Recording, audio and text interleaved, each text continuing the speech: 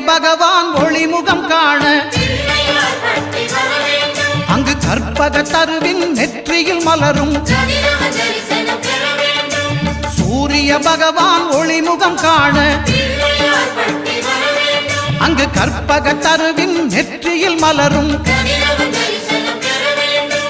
இருளை விலக்கி உலகை எழுப்பும் ஞாயிறு அங்கே குடியிருப்பான் அவன் ஆனை முகத்தனின் அடியவர் மனத்தில் ஒளியாய் வந்து கொலுவிருப்பான்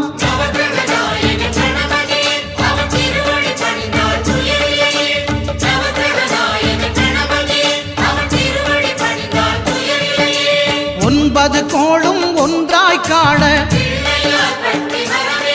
அங்கு கற்பகம் என்னும் கடவுளின் மெய்யில்